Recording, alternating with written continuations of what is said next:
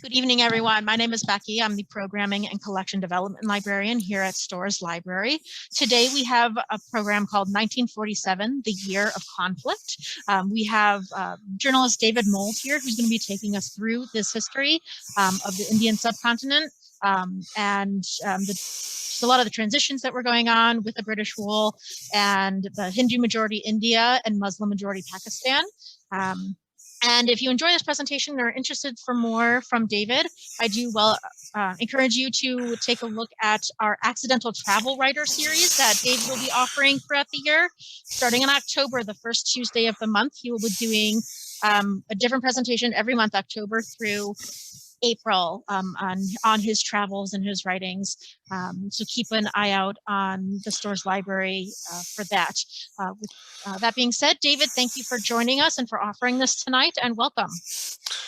Thank you very much, Becky. And let me just make sure I'm got my slides working here. That sounds good. Yeah, okay, good. Yes, welcome everybody. Thank you for joining me, people who are regular patrons of Storrs Library. It was really good to do a presentation for you back in February, I think it was, many months ago. So thanks for the invitation back, and got a few people that I know who've joined us as well. The beauty of Zoom presentations, it doesn't matter where you are. I'm also really grateful to the Storrs Library for finding this map. And there's no date on it, but I find it to be completely fascinating. It's from certainly the post-World War II period, but it gives some indication in Asia and Africa in particular, some in Europe, of all of the conflicts that were going on in this very crucial period of a few years after World War II. And, I think we tend to think that there are a lot of conflicts going on in the world today, and there certainly are. But I think primarily that's a result of all the information that we have available. When I was growing up in Britain in the 1950s and the 1960s, I was kind of vaguely aware that Britain was involved in a few conflicts in Kenya and Malaya and then in Cyprus, but it was never really up front and center. A short newspaper story, maybe a short radio report. There just wasn't that much available. Today, we probably think we've got lots of conflicts going on because we have much more information available on so many channels and platforms. But there was, as you see, I think a lot going on then. So just a little bit about myself, or about the writing that I do. For the last 25 years or so, I've been lucky enough to travel pretty widely in Asia, more recently in Southern Africa, as a teacher, trainer, and researcher. And I've always loved to write. And my writings, the essays that I do, which are sent to a list of family and friends, some of whom are on this Zoom presentation tonight.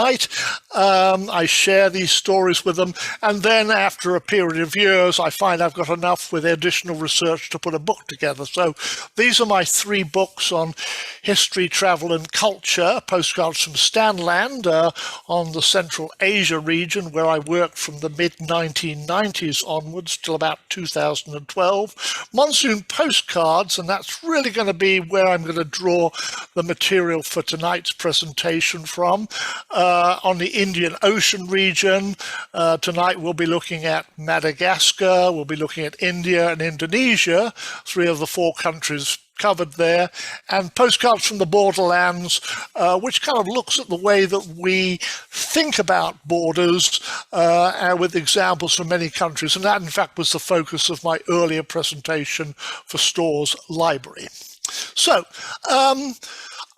we're going to draw on Monsoon Postcards tonight, and it focuses on 4 countries, all of which have some things in common.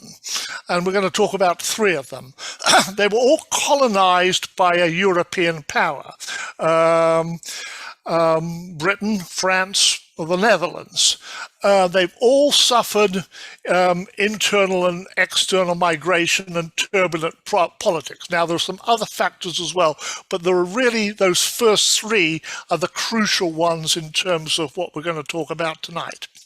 So let's sort of look briefly at the post-World War II period. And I use the 1947. I mean, I'll go into 1948 and 1949. Give me that historical flexibility, please. But I think there are some sort of overriding factors here that we need to consider. And firstly, it's the end of World War II, and the European powers, the colonial powers, have been bankrupted by the war. They face massive costs for reconstruction. It's also the beginning of the Cold War period, and so that's another important factor coming in. In 1947, we're just 1 year before the start of the Berlin airlift. So we're going to look at three conflicts here, one of which I think you're probably somewhat familiar with, and I did refer to it in my earlier presentation, the partition of British India. We're also going to look at the Dutch East Indies, where the Netherlands is facing an independence movement at this time. And we're going to look at what happened in Madagascar in 1947, a conflict that you probably are not familiar with. So, as I say, and the map I think showed it pretty well, lots of conflicts going on at this time, and this in fact, one of the major conflicts in fact is the First Indochina War, as the French start trying to retain their empire in Southeast Asia against, at that time, the Viet Minh. And civil wars going on in a bunch of other places. That is not an exclusive list. There were more than that. So let's start in India. And I'm almost ashamed to admit that when I was growing up in Britain in the 50s and the 1960s, there I've dated myself, I knew almost nothing about how India and Pakistan were created. There was nothing in the curriculum, the history curriculum at my school. I mean, the newspapers, when they kind of reported on it or referred back to it, made it seem like this sort of very orderly transition that took place, which was far from it. So, what did I know about India? I knew it had a hot climate. I knew that India was very good at cricket, that there were natural floods and disasters, and, the curry houses were starting to open in London where I lived. My parents didn't go to them. My father said, we don't know what's in that food. I had some sort of surface impressions of India, but no real sense of what had happened a few years before in terms of its creation and the breakup of British India. So, when you read the history books from that period, and indeed some of today's history books, I mean, it's this great imperial narrative. The British brought civilization to India, they built the economy, they built the great railroad system, they established universities and schools, they established the civil service there, which is probably a bit of a mixed blessing. Nehru, the first Indian Prime Minister, when quoted on this, said that, we're talking about the Indian civil service, he said, it is neither Indian nor civil nor a service. But, so the British have something to be responsible for in terms of bureaucracy there. But anyway, I mean, generally it's a positive story. But then you get the counter-narrative here. This is from Shashi Tharoor, an Indian politician and intellectual, who I think very succinctly in his speech at the Oxford Union summed up the other perspective on Britain's India legacy. She's one of the richest countries of the world, reduced her to the poorest. Okay. Now, Britain will probably never pay reparations to India, but I think we need to understand that there are these sort of contesting narratives going on in terms of what happened in India. So let's just look at what did happen. Britain's bankrupted, well, not bankrupted, but Britain at the end of World War II realized it could no longer hold on to what's been called in those glossy PBS dramas the jewel in the crown, you know, the largest, most populous, richest colony in the great British Empire. You know, it was just simply going to be impossible to do so. The Indian independence movement had been established, both its Muslim and its Hindu wings. So Britain had to get out of India. The question was, how was this going to happen? Britain abandoned its alliances with traditional rulers who had been under quote-unquote British protection. That was a system under which the rulers had responsibility for their own internal affairs. Britain provided defense and foreign policy, essentially, essentially some sort of paternalistic government there. So what happened was that one by one, these rulers determined they were going to join either India or Pakistan based on the majority religion of their population. And this is where it becomes very messy, very complicated. So I talked a little bit about this on my previous presentation. I just want to resume a couple of things. This partition of India took place very quickly. Okay, literally in the matter of months. Okay, I mean, it had been, planned or at least agreed, but the actual drawing of the lines, the border lines between India and Pakistan happened very quickly. This unfortunate fellow, his name was Cyril Radcliffe, was sent out to do it. Cyril had never been to India before, okay, and he was given a short timeline, about 6 weeks. He had outdated maps, inaccurate census figures, and in some places it was pretty clear, but there were 3 large provinces, Punjab, Jammu and Kashmir, which had roughly the same numbers of Hindus and Muslims, and somehow the Boundary Commission had to draw the line.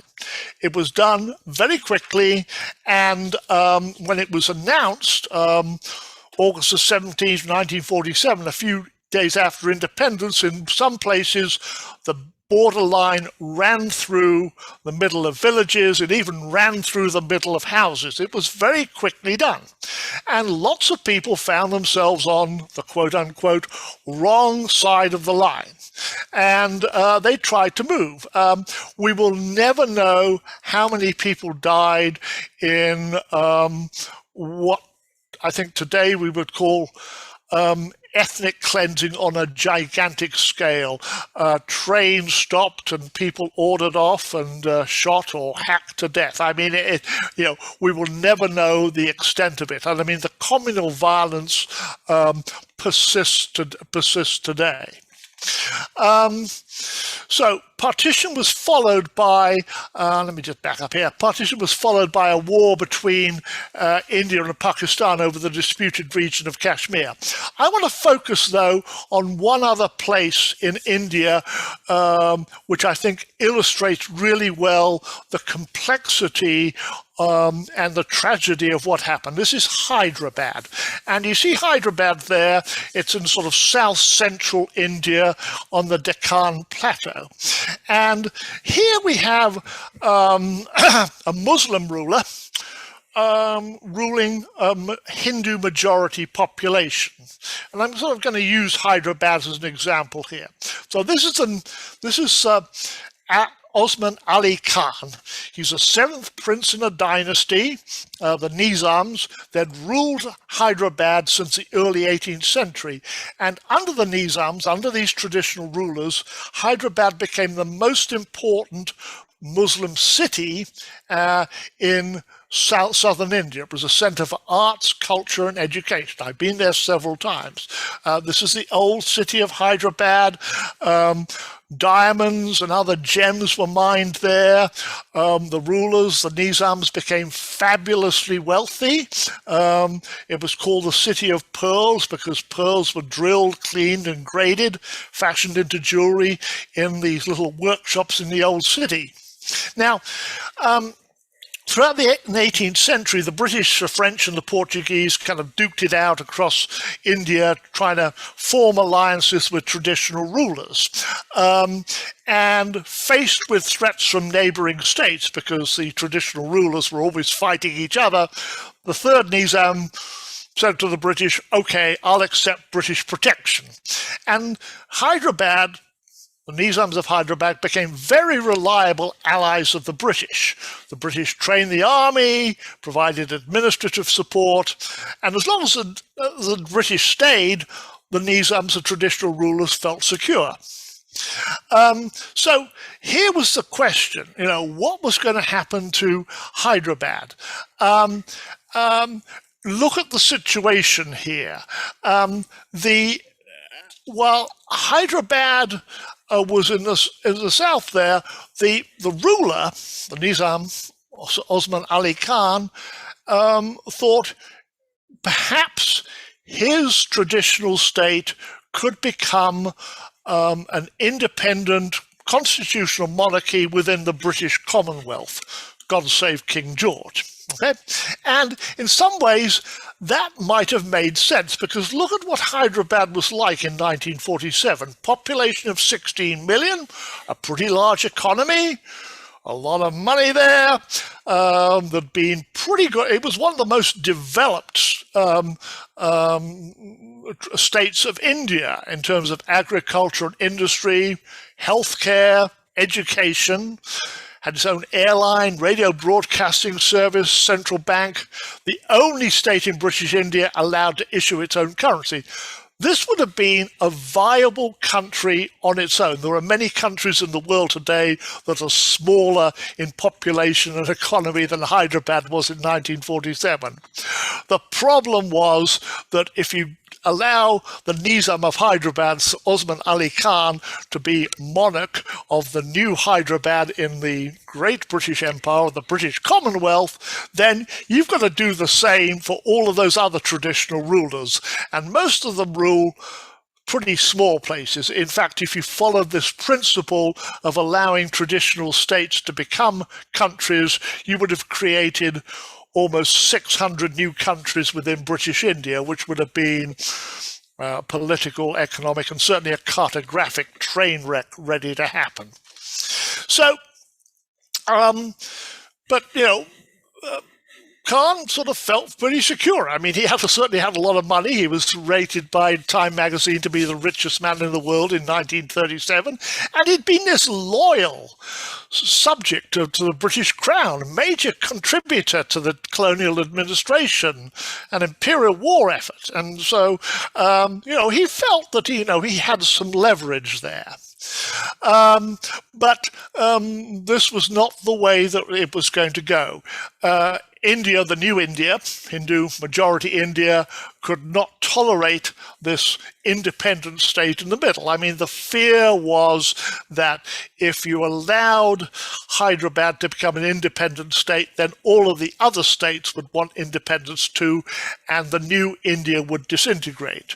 So in a rather short military operation in September 1948, you can look at the map there, the Indian army advances from four sides in something they called Operation Polo. They're using the name of the favourite sport of British and Indian cavalry officers, polo. Let's go out and play some polo, a few chukkers there. It was a 5-day war. And it was followed by communal violence. And again, we will never quite know how many people were killed. I mean, I think until relatively recently, the historical records of that in Delhi were classified. I find it interesting because Hyderabad, with its Muslim ruler, long Muslim past, but Hindu majority population, is kind of symptomatic of the issues faced across the subcontinent, and also the folly of making border decisions and independence decisions along religious lines. Sure, you couldn't have created 600 new countries in India, but maybe there could have been other solutions which would have created viable countries. I mean, we will never know. That's one of those counterfactuals.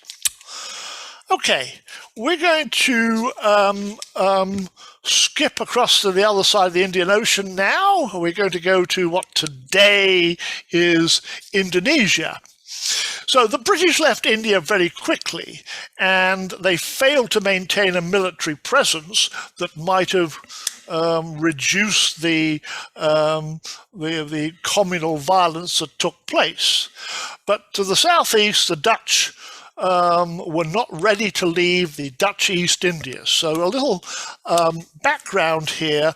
The territorial boundaries of the country that today is Indonesia are not those of some ancient civilization, but of a colony, the Dutch East Indies. And so from the mid-16th century, the Dutch were fighting with the Portuguese, the English and the Spanish for control of the spice trade in the East Indies and the important sea routes to China.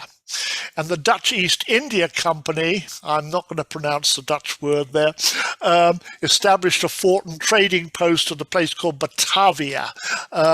This is now a northern suburb of Jakarta, with some lovely Dutch architecture in the tropics there, a close community with Europeans, Asian labourers and slaves. And the Dutch, they got canals in Amsterdam, they had canals there, and they built some rather impressive houses. Like India to the British, the East Indies were the jewel in the Dutch imperial crown, the largest and richest colony in the empire. And although the Dutch East India Company's fortunes declined in the late 18th century when it lost its monopoly on the spice trade, there were new commodities. There was coffee, there was tea, and there was sugar that these began to dominate exports. And in the early 20th century, the Dutch colonial administration started expanding out of Java, which was where the original settlements were, out of Batavia, and to taking other parts of the archipelago. In the early 19th century, I wanted to say. Centuries come, centuries go. Now, interesting enough, and this is a parallel you see in, I think, in a lot of other countries in terms of colonial conflicts, the Dutch created schools. They wanted to create a civil service. They wanted to create a managerial class, educated people, mostly Javanese, who would be able to serve in the colonial administration. But in so doing, they sowed the seeds of revolution, because many of the intellectual and political leaders of Indonesia's nationalist movement received their education courtesy of the government they would later help to overthrow. So then comes World War II. The Japanese invade and the Dutch are forced out. And, the Japanese tactic is kind of interesting. They arrive in the Dutch East Indies, and they're carrying their flag, the rising sun, but they're also symbolically carrying the red and white Indonesian flag as well, saying, this is one Asian people liberating another Asian people from their colonial masters. And nationalist leaders, including Sukarno, to become the first president, had positions in the Japanese wartime administration. So when the war ends, Sukarno declares independence. There's not much the Dutch can do about this, because World War II is over and the Netherlands are bankrupt. And so Republican groups called Pemuda took over most of the cities in Java, set up their own newspapers and radio stations. The Japanese were supposed to maintain order until they surrendered to the Allies, but why would they do that? Many of them just handed over their arms to the Pemuda. So in the chaos that followed, there was ethnic groups, including the Chinese and some European groups, were attacked. The British came in to try to restore order and to free their own prisoners of war. And it was a very chaotic situation with Bermuda, and Japanese and British troops in there. And, this is more than the British wanted. They were getting out of India. The last thing they wanted to do was save the last Dutch colony in the world.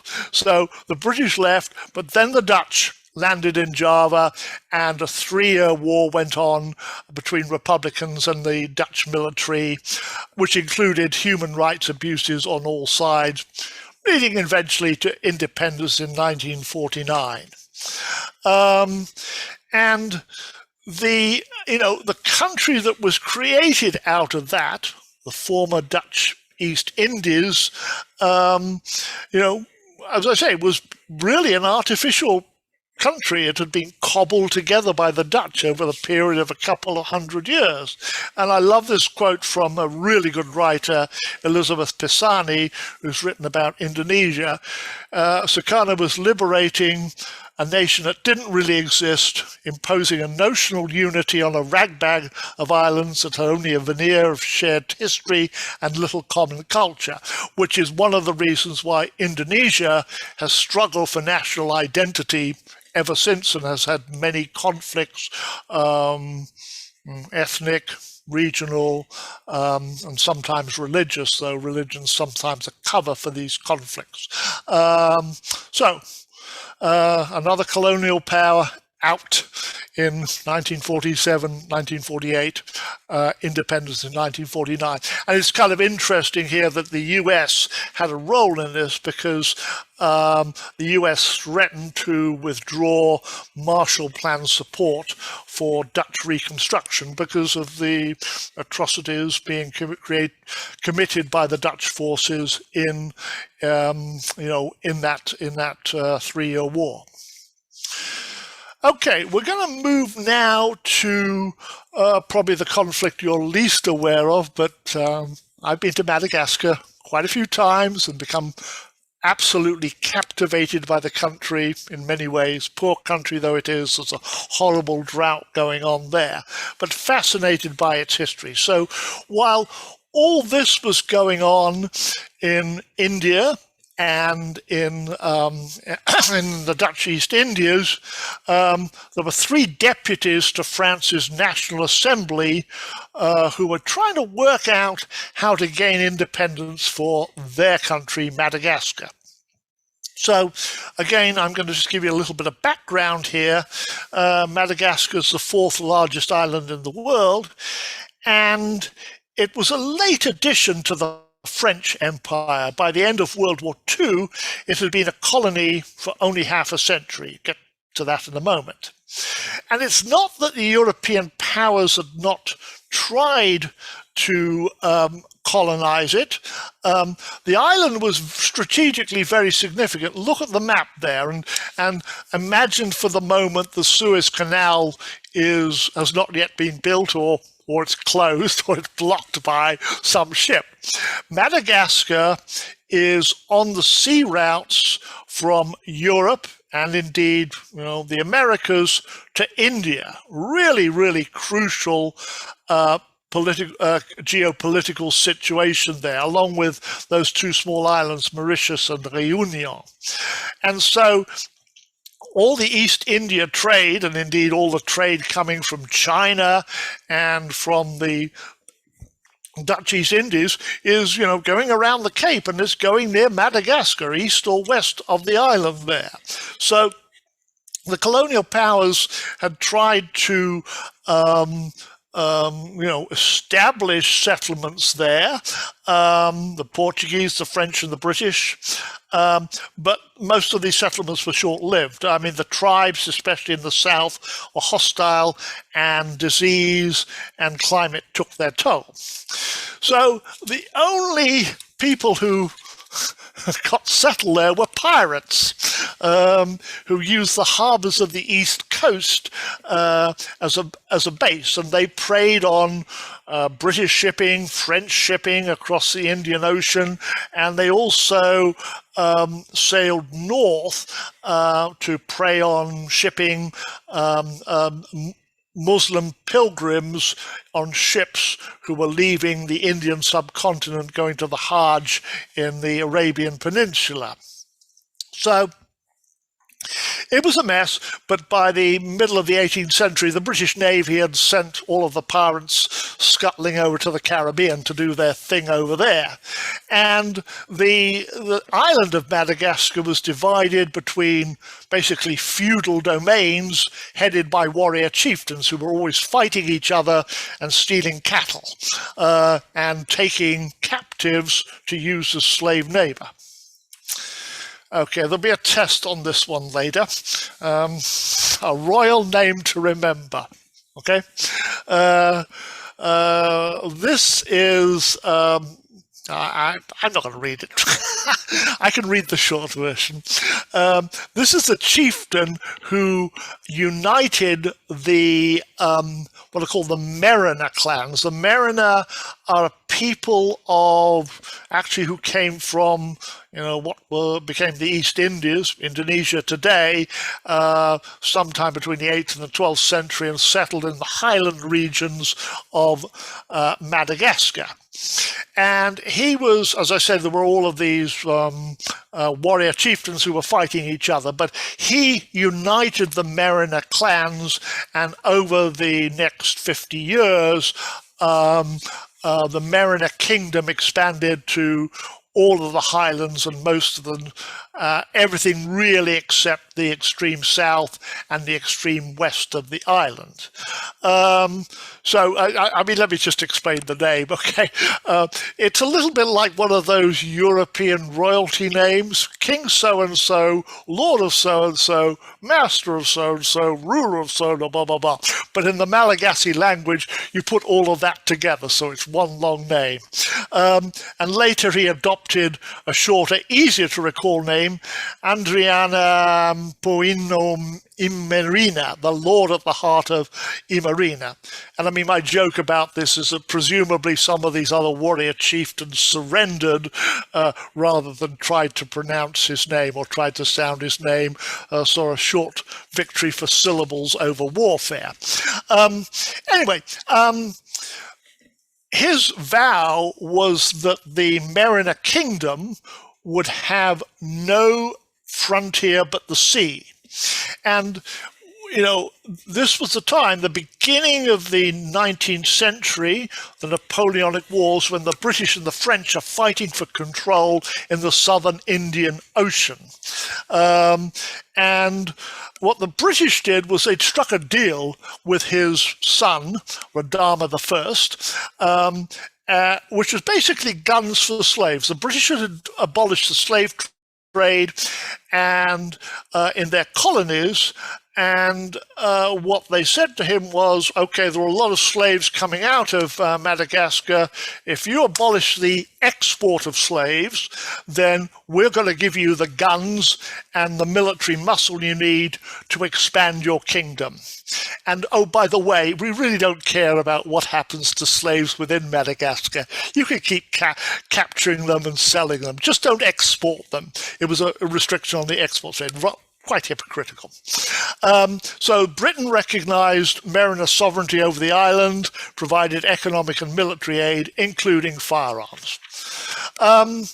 So through the 19th century, the colonial carve-up of Africa continued, but British interest in Madagascar waned, as did its support for the Merina monarchy. So the French, who were already always waiting to step in here, landed in 1895 on the northwest coast. It was a pretty difficult expedition there. About half of the force died or had to be evacuated because of disease. But they overthrew the Merina monarchy and took over as the colonial power. And it's important here to note, who they overthrew. They overthrew the mariner who had subdued the rest of the island. They overthrew the one ethnic group that was dominant in the island and had sided with the British, and that becomes pretty crucial as we get into this story. So, with World War II, Madagascar, like all other French colonies, installs a pro-German Vichy administration. The British, again, because of its geopolitical position, invaded the island in 1942, an operation called Operation Ironclad, and took it over. And conditions didn't change much for the Malagasy because they were still forced to work on plantations. There was involuntary conscription to the army. They had to make contributions of rice. But there were hopes for autonomy or maybe even independence, which were raised by Charles de Gaulle, the Free French leader and who became the first president of post-war France. At the Brazzaville Conference, 1944, he announced all colonies are going to be overseas territories. You're entitled to French citizenship, representation in the National Assembly. And these were the three deputies from Madagascar who formed what was called the Democratic Movement for Malagasy Renovation, MDRM. And they began to push for independence, but this was rejected by France. The French government, which already had its problems out in Indochina with the Viet Minh, and they suspected that the British were trying to grab Madagascar back, and so they refused to, grant any degree of political autonomy. And so, in 1947, we have a revolution. Malagasy militias, they are launching surprise attacks on French commercial interests, particularly in the east of the island. And the French suspect the British of being behind all of this, and they expel British diplomats. But it's a war that the rebels are never going to win. They don't have much training. They're ill-equipped, but they used guerrilla tactics to their advantage. And at one time, they controlled about 1/3 of the island. Now, as I said, the conflict reopened old wounds between the Highland mariner, who had been dominant since the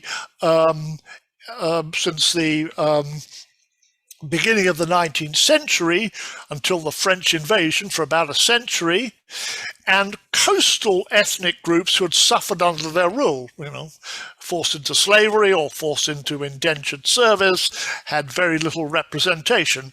And the French, essentially, when they came in, sided more of African descent against the Highland mariner. And it was a relatively short and brutal civil war where most of the fighting was done by colonial troops, French colonial troops, mostly from Senegal. And so it becomes an example of one colonial people being used to suppress another colonial people. And it was a horrible, well, all wars are horrible, but there are really some astonishing war crimes that occurred there. People being machine gunned out of railroad cars. There was also in the southeast the so-called death flight, where prisoners were thrown from an aircraft without a parachute. we will probably again never know how many people died in this. There weren't many French casualties because, as I say, most of the fighting was done by colonial troops. The war lasted until November 1948, when the last, when the last rebel stronghold fell. So let me sort of update this here by introducing you. I'll come to that. So the three deputies, those three who were in Paris trying to start an independence movement, prison, torture, tried, death sentence community. But the conflict, as I say, opened up these historical divisions between the Highland mariner, who had dominated politics for 100 years, sided with the British, and the coastal peoples who, more of African descent, who had been supported by the French. So let me introduce you to my friend on the right here, Richard Samuel. He's a mariner and interesting guy. He's worked in senior positions in government, teaches sociology at the National University. And he and his wife took me on a lovely Saturday trip to this little place they're building as their retirement home outside the capital, Antananarivo. So, but we talked quite a bit about how what happened in 1947 still figures in Malagasy society today. And his father, Rasamuelina, was an MDRM activist. He was a barber, and as tensions mounted in 1947, his barber's shop was full of people talking politics. And at the age of 32, he left his family, he left his barber shop, and he ran away to join a rebel unit. Lucky to survive, the rebel unit was forced to flee to the hills ahead of the Senegalese troops who were advancing. The group was captured, but Rasamuelina, a few others escaped from trucks and went into hiding. A few months later, he was able to kind of get back to the town and stay out of prison. But read this quote from Richard. I mean, I'm not going to read it to you. You can read it. But I think this indicates how what happened in 1947, indeed what happened when the French invaded in 1895, still pervades the politics and the society of Madagascar today. That division between the coastal peoples and the mariners, but greatly exacerbated by the French invasion and then the brutal suppression of the revolution in 1947. Madagascar became independent in 1960, but if you talk to Richard today, he believes the French are still in control. They're still advising the government. They've still got economic power there, what he would call neo-colonialism. So that's all that I have for my presentation, and wow, I'm just about right on time. I said I'm going to do this to myself for 45 minutes, and I think what we can do now absolutely is to open the microphones, and I see there's a couple of comments in chat. So Becky, help me out as we go here, okay?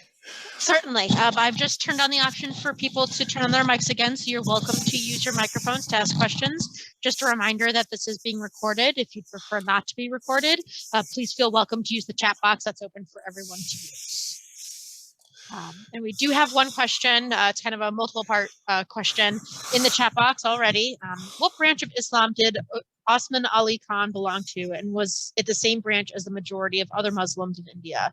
If not the same branch, did this difference play a role in his political outlook and decisions? Well, that's a very good question. He was a Sunni Muslim, as are most, not all, but most Muslims in India. I would also say he was a pretty secular Muslim. He wanted. I mean, he was not a. he wanted independence for Hyderabad and obviously wanted to protect his own family's richness and interest there. And I think feared what would happen, with justice, I think, what would happen if a Hindu dominated government got into control there. So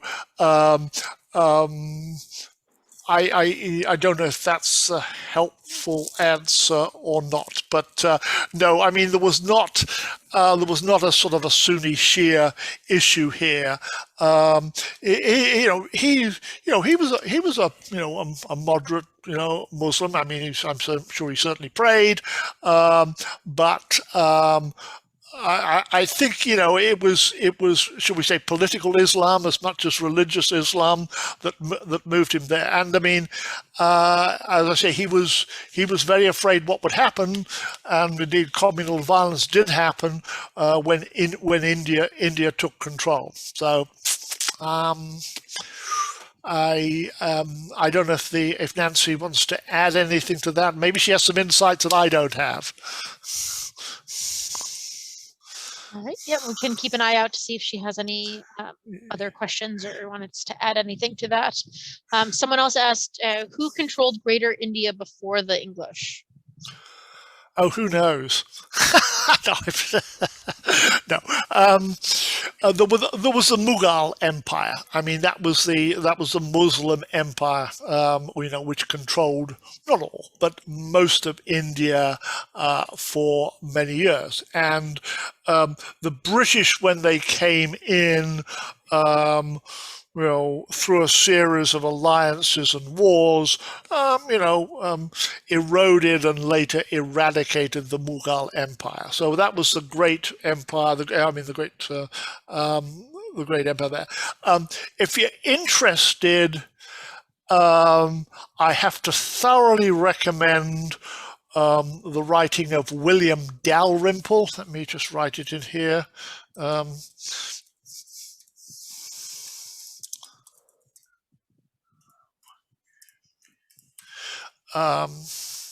Who is a really good historian and scholar, but also writes in a very, very familiar way about the history of India. So if you want to know about the history of India and have a very readable history of India, I would recommend anything by Dalrymple. He had a recent book out, which I read, and I've just forgotten the title of it. I think it's called Anarchy, about the East India Company, the British East India Company, which is superb. And I mean, I think he accurately describes the East India Company as something that started as a trading organization. We're just going to enable the British to trade here, but developed into a major military power. And the way I've characterized it in another presentation is that if you were a Maharaja in 18th or 19th century India and he wanted to attack another Maharaja or grab some territory, you called in the mercenaries of the East India Company and they'd come and do your dirty work for you. You'd probably have to pay them. And then suddenly you found out you were under British protection and there was no escaping. But no, India is it's a subcontinent. It was never a country, and it consisted of many ethnic groups. And there were different empires in India, in different regions of India, as one power or another gained strength over other powers. So it's a pretty complicated history. The major empire would be the Mughal Empire, but there was also in kind of the west of India there was another major empire that lasted until about the late 18th century. All right, thank you. We don't have any other questions. Actually, never mind. Someone just popped in. Do you see any parallels to the current state of affairs in the Middle East? Oh boy. Where do we start here? Okay, I'm going to sort of revert to my Borderlands presentation here and say, look at the map of the Middle East and look at all of those straight lines. Well, the countries of the Middle East, or the so-called countries of the Middle East, are, maybe with a couple of exceptions, artificial creations, again, carved up by the colonial powers or divvied up by the colonial powers, which is why there are straight line borders. And that's why they bring together many, many ethnic groups. So one example would be the Kurds. Okay, there was a promise in the 1920s of an independent Kurdistan for the Kurds, an ethnic group that today is in Turkey and Syria and Iraq. And look what has happened. There absolutely are parallels there. I'd say the parallels. Well, I really don't want to get into the Israeli-Arab conflict, and that's partly because I will admit I don't know enough to sort of, should we say, offer any new insights on that. But what I can say is that the other conflicts in the region, there are many conflicts, are partly religious, Sunni Shia, and partly ethnic as well. But a lot, again, is the legacy of colonialism, the artificial borders drawn as the French, the British, and others carved up the Middle East for their own, basically, economic and geopolitical interests. So, yeah, lots of parallels. I don't have any other questions at the moment. The first question that you answered, they said they don't have anything to add. Thank you for your answer. Sure. And I'm just gonna give it a minute just to make sure we don't have any other questions coming in that anybody's typing. I'll be happy to talk about anything anybody wants to talk about here. Well, while we give people a minute, in case they're typing or anything, would you like to talk briefly just about your series that you have coming up to let everybody know what to expect from your travel series? Sure, absolutely. Yeah, I'm really happy the Stores Library asked me to do a travel series. I mean, what I presented tonight actually is the most historical thing that I do. I mean, there's history in all of my presentations, but what I'm going to do is I'm going to do a series. I think now have 7 presentations, which are based on the 3 books that I've published so far, on Central Asia, the Indian Ocean region, and then Borderlands is around Asia and Africa. Some goes to Russia as well. So we're going to have a series of presentations starting in October. It's the first Tuesday, right, Becky? The first Tuesday of every month, October first Tuesday of every month. Okay, and I call it the Accidental Travel Writer Series because that's kind of how it happens. I mean, I'm not by profession a travel writer. I mean, I was a journalist, and then I was a college professor, and I've done a few other things as well.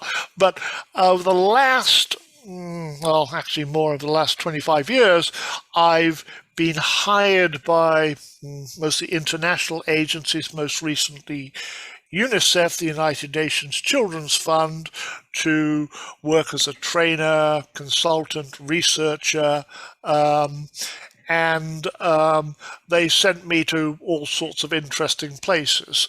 And what happens there is I go, so here I am in Bangladesh. I say Bangladesh because that's a country I visited most recently before COVID shut everything down.